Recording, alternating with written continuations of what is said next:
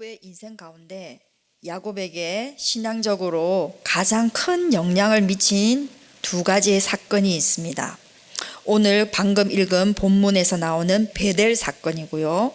또 하나는 압복강에서의 기도 사건입니다. 베델 사건은 야곱을 죽이려는 에서의 눈을 피하여 하란으로 가던 도중에 베델에서 노숙하다가 일어난 사건입니다. 또 하나 압복강 기도 사건은 베델 사건이 있은 이후에 20년이 지나서 야곱이 가나안으로 기양하다가 에서가 너무 두려워가지고 번뇌에 빠졌을 때 압복강에서 일어난 사건입니다. 이 두 개의 사건은 중심에 에서가 있고요. 그리고 이 두 개의 사건 중에서 야곱은 자신의 존재를 흔들 만한 아주 커다란 사건이었습니다. 야곱은 하나님의 존재라는 것은 부모로부터 들어서 알고 있었지만 실제로 경험하지 못하였습니다. 하지만 이 베델 사건을 통해서 하나님이 참으로 살아있구나, 하나님의 존재에 대해서 알게 되었고요. 또 주권에 대해서 하나님이 이 모든 것을 다스리고 있구나 라는 주권에 대해서도 새로운 깨달음을 갖게 되었습니다. 그래서 야곱의 신앙이 확립되는 일대 전환기가 바로 베델의 사건이었습니다. 하나님 만난 것이죠. 우리가 환난이나 고난을 만날 때 대부분은요, 우리가 자초한 결과일 때가 많습니다. 그러나 그 환난의 비바람이 오늘 이 바깥의 바람처럼 너무나 모질게 불 때는, 그죠? 오늘 너무 바람이 많이 불잖아요. 들판에서 내 혼자인가, 너무 힘들구나 라고 생각하지만 혼자가 아니라는 것을 기억해야 합니다. 비록 우리가 잘못해서 지나고 있는 그 고난 가운데서도 하나님이 우리와 함께 하십니다. 우리가 잘못해서 당하는 고난이거나 혹은 우리가 훈련을 받는다고 해서 당하는 고난이거나 하나님이 우리의 그 고난 현장 가운데 계시는 것을 잊지 마시기 바랍니다. 그 고난의 현장이 바로 오늘 우리가 만날 베델인 것입니다. 제가 10절, 11절을 읽어보겠습니다. 야곱이 브엘세바에서 떠나 화란으로 향하여 가더니 한 곳에 이르러 해가 진지라. 거기서 유숙하려고 그곳에 한 돌을 가져다가 베개로 삼고 거기 누워 자더니. 그렇습니다. 야곱이 브엘세바를 히브리어로 말하면 일곱 맹세의 우물이라는 뜻을 가지고 있어요. 그런데 그가 가는 그 하란의 뜻은 바짝 마른이라는 의미를 갖고 있는 단어입니다. 그런즉 야곱은 자신이 편안하게 안주하던 브엘세바를 떠나게 돼요.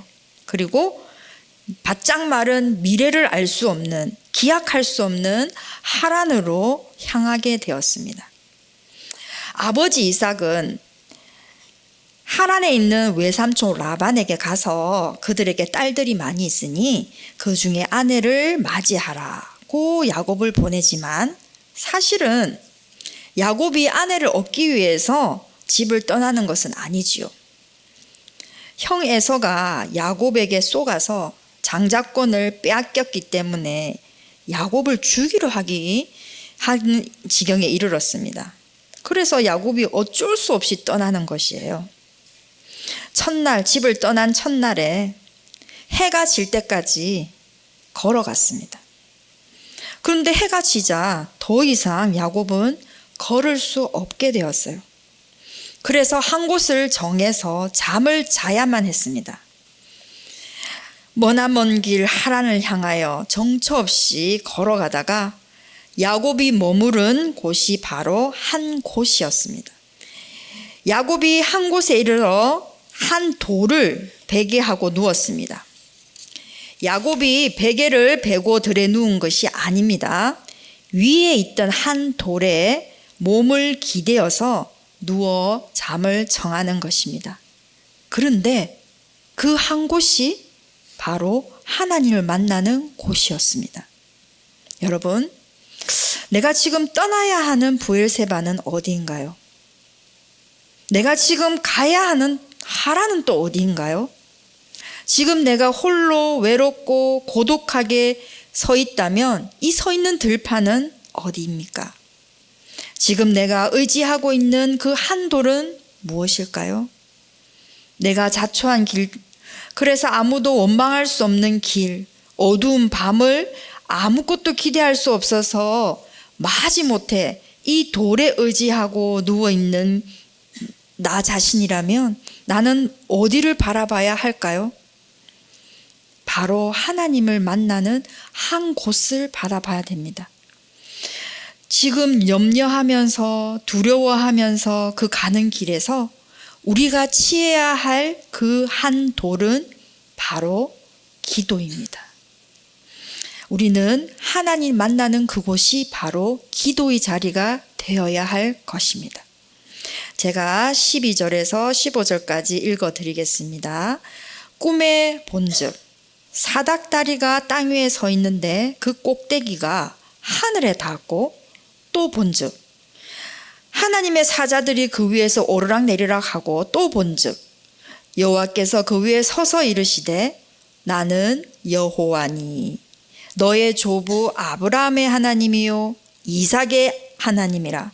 내가 누워있는 땅을 내가 너와 내 자손에게 주리니 내 자손이 땅의 티끌같이 되어 너가 서쪽과 동쪽과 북쪽과 남쪽으로 퍼져나갈지며 땅의 모든 족속이 너와 내 자손으로 말미암아 복을 받으리라. 내가 너와 함께 있어 너가 어디로 가든지 너를 지키며 너를 이끌어 이 땅으로 돌아오게 할지니 내가 내게 허락한 것을 다 이루기까지 너를 떠나지 아니하리라 하신지라. 아멘. 그렇습니다. 하나님이 말씀하고 계세요. 누구에게? 야곱에게. 야곱은 태어나서 처음으로 하나님의 말씀을 꿈속에서 들은 것입니다. 얼마나 그가 놀랐을까요? 그죠? 해가 져서 더 가지 못해서 몸을 기대어 누운 그곳에서 야곱이 꿈을 꾸었어요. 꿈에서 보니까 사닥다리가 하늘 위에 서 있는 거예요. 그런데 자세히 보니까 그 위에 사다리 끝이 하늘에 닿아 있어요. 천사들이 보여요. 근데 그 천사들이 다리를 위로 내려갔다가 올라갔다 오르락내리락 하고 있는 거예요. 너무 신기하잖아요. 꿈속이지만. 그래서 저게 뭐지? 천사들이네? 하고 가까이 가서 보려고 하니까 사다리 위에 서 계신 하나님이 계신 거예요. 그리고는 야곱을 불렀습니다. 야곱아, 나는 여호와라. 너의 조부 아브라함의 하나님이요 이삭의 하나님이라. 라고 말씀하신 거예요. 자, 지금 야곱은 에서를 속이고, 그죠? 에서의 보복을 피해서 달아나는 그런 와중에 있습니다.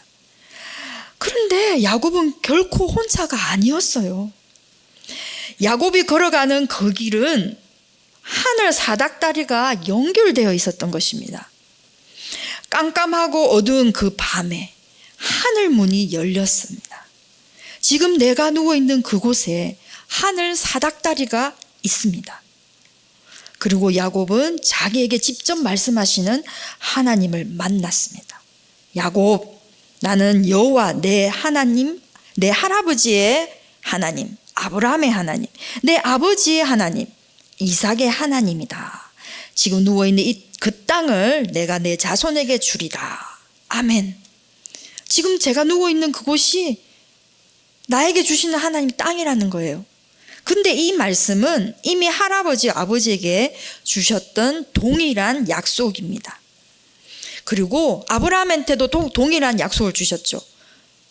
땅의 모든 족속이 너와 내 자손으로 말미암아 복을 받으리라. 아브라함에게 주신 약속입니다. 그것이 이삭에게도 주셨고요. 이제 베델에 누워있는 야곱에게도 주신 거예요. 그래서 야곱의 내 자손이 땅의 티끌과 같이 되어서 내가 서쪽으로 가든 동쪽으로 가든 북쪽으로 가든 남쪽으로 가든 다 퍼져나갈 것이다. 이것이 바로 비전입니다. 이 비전은 야곱이 혼자서 이루어야 되는 것이 아닙니다. 하나님께서 이루어 주십니다. 내가 너와 함께 있어 너가 어디로 가든지 너를 지킬 것이며 너를 이끌어서 이 땅으로 다시 돌아오게 할지라. 그래서 내가 내게 허락한 것을 다 이루기까지 너를 떠나지 않겠다 라는 그 비전을 하나님이 주신 거예요. 그리고는 그것을 이루기 위해서 야곱이 혼자서 이룰 수 없는 일이죠, 그죠? 하나님이 이루시는 거예요. 하나님께서 함께 하신다는 약속을 주십니다. 여러분, 그때 야곱에게 약속하신 하나님이 그때만 있는 하나님이신가요? 아니죠. 오늘날 우리에게도 동일하게 해주시는 약속이십니다. 오늘 내가 하나님께로 받은 그 약속이 자자손손 이어지는 것입니다. 나의 자손들이 하나님께 복을 받게 되는 것입니다.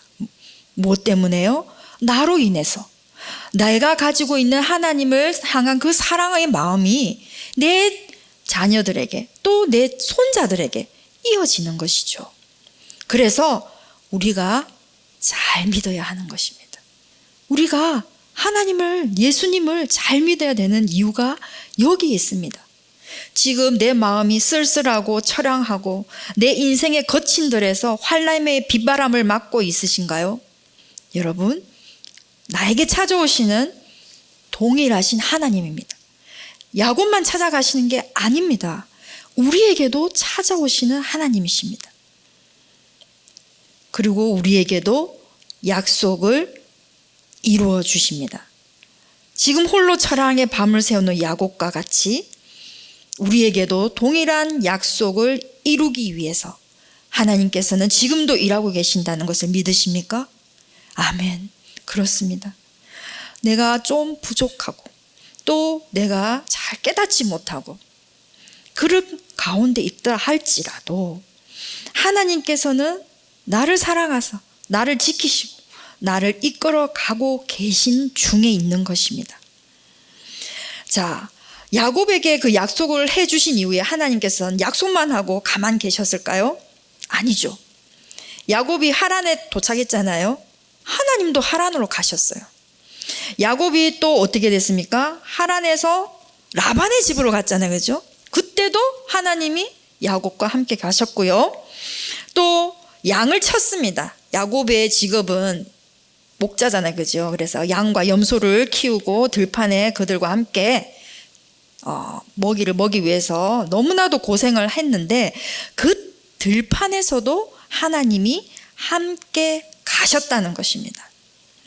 하나님은 야곱의 인생에서 가장 처량하고 암담하고 정말 들판과 같은 그 추운, 그죠? 막연한 장소에서도 하나님이 함께 해 주셨습니다. 왜요? 약속을 하셨기 때문이죠. 결코 하나님은 야곱이 잘 되어서 당당하게 장자 명분을 이어받을 때 주신 약속이 아닙니다. 야곱이 70세가 넘었는데도 결혼도 하지 못하고 자식 하나 없이 홀로 단신으로 하란으로 가고 있는 야곱에게 하나님이 주신 약속입니다.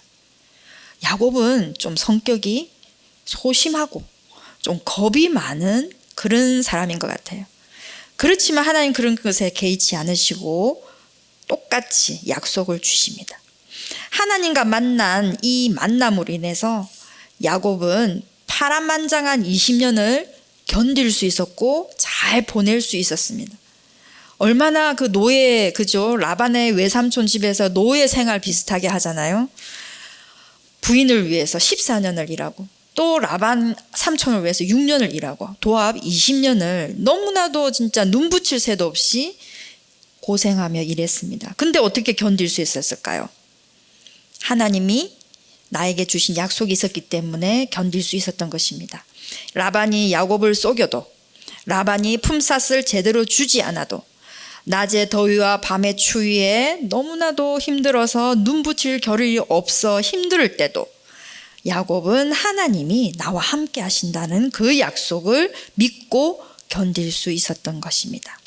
우리 다 같이 그 약속을 한번 나에게 주시는 말씀이라 생각하시고 창세기 28장 15절 PPT 띄워주세요. 15절 다 같이 한번 읽어보겠습니다. 시작. 내가 너와 함께 있어 너가 어디로 가든지 너를 지키며 너를 이끌어 이 땅으로 돌아오게 할지라. 내가 내게 허락한 것을 다 이루기까지 너를 떠나지 아니하리라 하신지라. 사랑하는 성도님 여러분, 오늘 이 말씀을 내 마음에 새기고 모든 어려움을 이 말씀으로 극복해 나가시기를 바랍니다. 아멘. 이제 16절, 17절을 제가 읽어드리겠습니다. 야곱이 잠에서 깨어났습니다. 야곱이 잠에 깨어 이르되 여호와께서 과연 여기 계시거늘 내가 알지 못하였도다. 이에 두려워하여 이르되 두렵도다. 이곳이요 이곳은 다름 아닌 하나님의 짐이요 이는 하늘의 문이로다 하고. 자, 야곱이 이제 잠을 깨었습니다. 꿈에서 깨어난 야곱이 했던 첫 마디가 바로 이 말이었습니다. 하나님께서 여기 계신 것을 내가 알지 못했구나. 홀로 외로이 걸어가는 야곱은 결코 혼자가 아니었고, 야곱이 눈먼 아버지 이삭이 쏘일 때도, 또 야곱이 팥죽으로 에서를 쏘길 때도, 또 장자권을 빼앗을 때도 하나님은 다 보고 계셨던 것입니다. 하나님을 만난 후 야곱은 두려웠습니다. 왜 두려웠을까요? 많은 죄를 지었기 때문이죠. 하나님 만나면 하나님 너무 거룩하시기 때문에 저절로 내가 지은 죄가 파노라마 같이 보일 것 같아요. 야곱도 그런 것 같습니다. 아, 하나님 내가 죄인이군요. 우리를 하나님께서 나를 속속들이 들여다보고 계신 줄 몰랐네요. 그러니 얼마나 하나님 앞에 사시나무 떨듯이 두려웠겠습니까? 그리고는 야곱은 이렇게 말하였습니다. 자신이 누워있던 이곳이 바로 하나님이 계신 집이고 자신이 있는 이곳에서 하늘이 열리는 하늘 문이 있는 곳이구나. 그래서 너무나 두렵구나 라고 말하였습니다. 베델이라는 뜻이 베트가 집이란 뜻이거든요. 히브리어로. 그리고 엘이 하나님을 뜻합니다. 그래서 그걸 합치면 하나님의 집이란 뜻이죠. 야곱은 자신의 죄가 생각나서 너무나 두려웠습니다. 그렇지만 하나님이 먼저 죄인인 우리를 만나 주시지 않습니까? 우리의 잘못을 따지려고 만나 주시나요? 아니죠. 하나님은 따지지도 않고 묻지도 않으십니다. 하나님은 야곱에게 왜 기다리지 않고 아버지를 속였느냐라고 말하지 않았죠. 또 하나님은 너는 형 에서를 왜 그렇게 대하고 형을 속였느냐라고 꾸짖지도 않으셨습니다. 묻지도 않으셨습니다. 홀로 외로운 야곱에게 하나님은 아무런 조건도 없이 그냥 약속을 해주셨습니다. 야곱이 아침에 일찍 일어났습니다. 들판이라서 잠을 못 잔 건가요? 아닙니다. 하나님을 만났고요.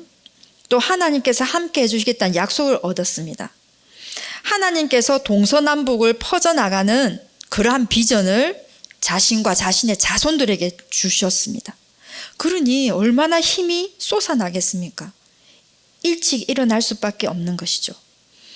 그리고 하나님께서 함께 하신다는 그 약속으로 인해서 우리 야곱은 용기가 났습니다. 그리고 믿음이 생겼습니다. 하란으로 떠나는 그 길이 소망으로 가득 차게 되었습니다. 자, 야곱이 일찍 일어나서 자신이 기대었던 그 돌을 따로 구별하여서 기름을 부었습니다. 단순히 돌 하나 들판에 세운 것이 아닙니다. 그 돌은 결코 없어지지 않는 기름 부은 돌이었습니다. 우리가 홀로 외로운 밤을 지내며 기도했던 그 자리가 바로 하나님과 우리가 만나는 자리요. 그 자리가 바로 하나님께로부터 비전을 받는 자리입니다. 하나님과 만남이 우리에게 주신 비전이 나를 두려움 없이 앞으로 나아가게 하는 것입니다. 20절에서 22절 읽어드리겠습니다. 야곱이 서원하여 이르되 하나님이 나와 함께 계셔서 내가 가는 이 길에서 나를 지키시고 먹을 떡과 입을 옷을 주시어서 내가 평안히 아버지 집으로 돌아가게 하시오면 하나님 여호와께서 나의 하나님이 되실 것이요 내가 기둥으로 세운 이 돌이 하나님의 집이 될 것이요 하나님께서 내게 주신 모든 것에서 10분의 1을 내가 반드시 하나님께 드리겠나이다 하였더라. 서원이죠. 그죠? 야곱이 하나님의 약속을 힘입어서 아침에 깨어서 서원을 합니다. 이게 칼빈은 이 서원을 이렇게 말하고 있습니다. 바른 목적을 추구하며 자기 능력의 한계를 넘지 않는 선에서 행한 올바른 서원이다 라고 하였습니다. 하나님께서 이것을 해주시면 나는 저것을 하겠습니다. 이것이 가장 보편적인 서원이죠. 야곱은 3가지를 서원하였습니다. 첫째로는 여호와를 자기 하나님으로 섬기겠다. 둘째로는 베델을 하나님의 집으로 삼겠다. 셋째로는 하나님께 11조를 드리겠다고 서원하였습니다. 하나님의 약속에 비하면 진짜 야곱은 먹고 사는 문제의 조건만 내민 것 같아요. 그죠? 하나님은 내 자손까지도 어떻게 한댔습니까? 복을 주겠다. 그죠? 내 자손이 동서남북 다 퍼져나갈 것이다. 그죠? 너가 어디를 가든지 내가 너를 지키겠다. 얼마나 원대한 약속입니까? 그런데 거기에 비하면 야곱은 먹고 사는 것만 말했습니다. 입는 것까지. 하나님, 그리고 내가 다시 돌아온다면 하나님, 내 하나님이 될 거라. 이렇게 소원을 한 것이죠. 그런데 야곱의 입장에서 보면 이렇게밖에 말할 수 없는 것이 이 하루 이틀이 아닌 먼 길 하란으로 가야 됩니다. 그래서 야곱에게 가장 중요한 것은 먹고 입는 것이었습니다. 기본적인 생활이 보장되지 않았기 때문에 야곱은 기본적인 생활권을 보장해 달라고 그 조건을 걸었습니다. 야곱은 결코 부자가 되게 해달라고 기도하지 않았습니다. 또 야곱은 에서를 처벌하게 해달라고 그렇게도 기도하지 않았습니다. 자기 원수를 갚아달라 이렇게 기도하지 않았어요. 단지 하란에 갈 때까지 또 하란에서 생활할 때 먹고 사는 것만 보장이 되고 다시 이곳 베델에 돌아올 수만 있다면 하나님만 섬기고 베델에서 하나님의 집을 세우고 또 내가 11조를 하나님께 드리겠다는 아주 소박한 서원입니다. 여러분, 소득의 10분의 1을 드리는 것이 11조인데요. 이 11조를 왜 드립니까? 하나님께서 내 삶을 책임져 주신다는 나의 믿음의 표징인 것입니다. 자기의 기본적인 생활과 미래를 하나님께 모두 맡긴다는 그런 뜻이죠. 그래서 야곱은 구구절절히 하나님을 만난 이 체험을 가지고 있게 되었습니다. 그의 신앙에는 이 체험이 하나님 베델에서 만난 하나님을 잊을 수가 없는 것이죠. 하나님은 야곱이 서원한 것을 다 들어주셨죠. 오히려 훨씬 능가하는 축복을 주셨습니다. 아들 1명만 준 게 아니고 12명의 아들을 주셨어요. 또 에서로부터 지켜달라고 그렇게 간곡히 기도했죠. 지켜주셨습니다. 에서가 해하지 않았어요. 동생을. 또 소떼와 양떼를 거느린 거부가 되어서 베델로 다시 돌아오게 되었습니다. 20년 후에. 여러분, 하나님은 약속을 지키시는 분이요 또 그 약속을 이루어 가시는 분입니다. 오히려 우리가 생각하는 그 이상의 것을 하나님은 예비해 주시는 것입니다. 비록 나의 실수로 나의 잘못으로 피할 수 없는 고난 가운데 환난 가운데 계십니까? 기본적인 생활까지도 흔들리고 사방이 캄캄한가요? 지금보다는 이전이 훨씬 생활하기가 좋았다. 그때가 경제권이 나았다 라고 말하고 있습니까? 지금 내가 가야 할 길은 영 마음이 내키지 않는 길인가요? 이 모든 상황 속에서 오늘 하나님의 말씀의 답은 하나입니다. 나의 모든 상황에 하나님께서 함께 하신다는 것입니다. 아멘. 아멘. 하늘 사다리를 놓는 믿음을 가지십시오. 하늘 사다리를 놓는다는 것은 기도로 하나님께 나아가는 것이 사다리를 하늘에 올리는 것입니다. 또 사다리만 올리면 될까요? 하늘 문이 열려야죠. 그죠? 그래서 하늘 문을 열리는 기도의 시간을 오늘 가지시기 원합니다. 그래서 반드시 하나님 나를 만나 주시옵소서, 나를 책임져 주시옵소서, 하나님 나를 지켜 주시옵소서, 나와 함께 하여 주시옵소서, 내가 어디를 가든지 하나님 동행하여 주시옵소서, 이렇게 간절하게 기도하는 우리 금요 기도 철야가 되기를 간절히 기도합니다. 아멘. 또 한 가지 말씀드릴 것은, 이제 새해부터 우리가 그 복음을 전파하는 삶이라는 표를 가지고 우리가 한 해 동안 복음을 전파하려는 그런 목표를 세우고 있습니다. 저기 이쪽에 왼쪽에 보면 119 비전을 올려놨죠. 그죠? 한 사람이 한 영혼 구원하기. 그래서 오늘 첫 시간인데, 설교 말씀 듣고 이제 오늘 첫 시간 기도 제목을 올리는데요. 태신자를 품는 기도를 했으면 좋겠어요. 가족이라도 괜찮고, 또 직장 동료도 괜찮고, 또 친구나 또 아는 사람, 이웃 사람도 괜찮습니다. 아직 태신자를 정하지 아니했잖아요. 그죠? 그래서 이 시간 하나님 누구를 정하면 좋을까요? 누구를 전도하면 좋을까요? 누구를 구원하는 이 자리로 데리고 오면 좋을까요? 하나님께 물어보시고 생각나는 사람을 위해서, 그래서 태신자를 품는 기도를 해야 할 것입니다. 그래서 오늘 이 시간 다 함께 학심해서 우리 태신자를 품는 기도를 했으면 좋겠습니다. 오늘 말씀을 기억하면서 다 함께 우리 합심 기도를 하도록 하겠습니다.